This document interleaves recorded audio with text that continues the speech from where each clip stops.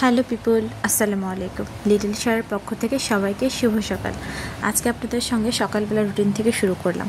সকালবেলা রুটিনে বলা যাবে না, সকালে অনেক কাজই হয়ে গিয়েছে। এটা হচ্ছে প্রায় দুপুর। তো আমি প্রতিদিনই সকালের নাস্তা সেভাবে বানাই না, কারণ আমি একা খাই, সবসময় স্কিপ করার চেষ্টা করি। বাচ্চারা খুব একটা খায় না, ছোটোটা তো একেবারেই ছোটো, আর বড়োটা দেখা যায় কোনো দিন পরোটা বা কোনো দিন ব্রেড দিয়ে চালিয়ে দিই।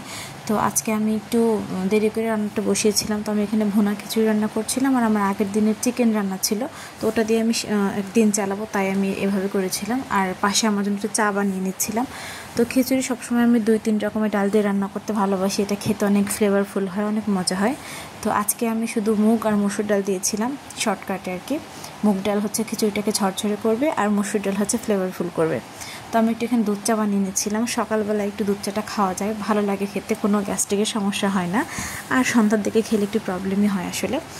তো কথা বলতে বলতে আমার এখানে চাও হয়ে গিয়েছে, খিচুড়িও হয়ে গিয়েছে। তো আমি আর শেষের দিকে কোনো ভিডিও করতে পারি না, কারণ আমার বাচ্চাকে ঘুম পাড়িয়ে রেখে আমি রান্না করছিলাম, তো উঠে পড়েছিল। ওকে নিয়ে ভিডিও করা, রান্না করা একভাবে মানে দুইটা সম্ভব না, তাই আমি আর করতে পারি নাই। তো আমি হচ্ছে যখন আবার খাবো, তখন আমার মনে হলো যে আমি তো আর কোনো ভিডিও ক্যাপচার করলাম না, যার জন্য আমি খাওয়ার সময় একটু ক্যাপচার করছিলাম। খিচুড়িটা খেতে মাশাআল্লাহ মজা হয়েছিল। নিজের খাবার নিজেই খেয়ে বলতে হচ্ছে, কারণ বলার মতো কেউ নাই, কারণ আমি একাই খেয়েছিলাম আর কি। তো আসলে খিচুড়িটা মজা হয়েছিল এবং অনেক ঝরঝরে হয়েছিল। তো আপনার এভাবে 2-3 রকম ডাল দিয়ে ট্রাই করতে পারেন। আর এটা হচ্ছে দুপুরবেলা।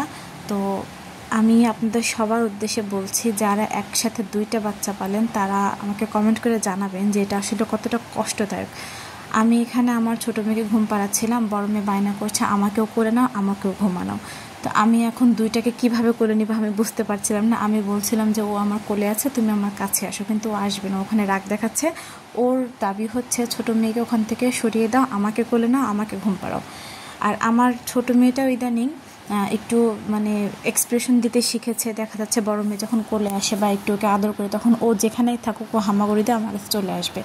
ওর হচ্ছে গিয়ে পছন্দ না আর কি যে বড় বোনকে আমি নেব। আবার বড়টাও শুধু সবসময় বলবে তুমি শুধু ওকেই আদর করো, আমাকে আদর করো না। তো এটা খুব বড় ধরনের একটা প্যারা। তো এটা হচ্ছে আমার রাত্রের একটাই, আমার ছোটো মেয়ে খুবই অসুস্থ, মানে ঠান্ডা লাগে আর কি কয়েকদিন পর পরই। তো ওকে ঠান্ডা লাগলে ওর হচ্ছে গিয়ে নেবুলাইজ করতে হয়। ওর অ্যাজমার সমস্যা যার কারণে, শুধু ওর না আমার 2 মেয়েরই অ্যাজমার সমস্যা। আমার বড় মেয়েরও ঠান্ডা লাগলে, কাশি হলে ওরেও নেবুলাইজ করতে হয়। কিন্তু যারা করেন বাচ্চাদের নেবুলাইজ তারাই জানেন যেটা কী পরিমাণ কষ্ট, বাচ্চারা যেটা কীভাবে নেয়, খুব মানে ঝামেলা হয়ে যায়। আর আমি যেহেতু একা থাকি, আমার জন্য তো আরোই ঝামেলা, একা একা আসলে এগুলো করা যায় না।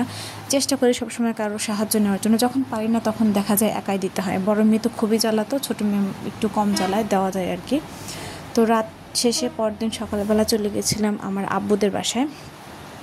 তো ওই দিন হচ্ছে কি একটু রান্নাবান্না ছিল, আর আমার আব্বুরা যাই রান্না করুক ভালো মন্দ আমাকে বলে, যেহেতু আমি পাশেই আছি আর আমি তাদের একমাত্র মেয়ে। তো গিয়েছিলাম, আমার আব্বু সুজি খেতে খুব পছন্দ করে, তো আমি আব্বুর জন্য ওখানে সুজি রান্না করছিলাম। ওই যে আমি বললাম যে আমার বাচ্চা কাচ্চা নিয়ে রান্নাবান্না করা, ভিডিও ক্যাপচার করে, এগুলো অনেক কষ্ট হয়ে যায়, তাই খুব একটা সবসময় সব কিছু শেয়ার করতে পারি না। তো এখানে হচ্ছে আমার আম্মু আর আমার ভাবি কোটা বাছা করছিল রান্নার জন্য। তো আমি হচ্ছে ওদেরকে রোস্ট রান্না করে দিচ্ছিলাম। ওরা হচ্ছে আমার হাতের রান্না খেতে পছন্দ করে, তো আমি যখন যাই আমিই রান্না করি। তো আমি রোস্ট রান্না করছিলাম, ফুল রেসিপি দেখালাম না, যদি চান তো আমি দেখাবো। তো এখানে আমার মেয়ে খাচ্ছিল। আসলে আমি আর পরবর্তীতে রান্নার কোনো কিছুই শেয়ার করতে পারি নাই, পরবর্তীতে দেখাবো। যদি কেউ জানতে চান তাহলে অবশ্যই আমি রেসিপি দিব। তো এখানে হচ্ছে পোলাও, রোস্ট, তারপরে মুরগির মাংস, এগুলো হচ্ছে আমার আব্বু আর আমার মেয়ে খাচ্ছিল। তো আমি তাদেরকে জিজ্ঞাসা করছিলাম কেমন হয়েছে, তারা তো খুব ভালো ভালো বলতেছিল, আসলেও ভালো হয়েছে। তো ওদের কথাটা আমি রাখতে পারি না, কারণ পিছনে আমার ছোটো মেয়ে অনেক চিৎকার করছিল, তাই। তো সবাই ভালো থাকবেন, আসসালামু আলাইকুম।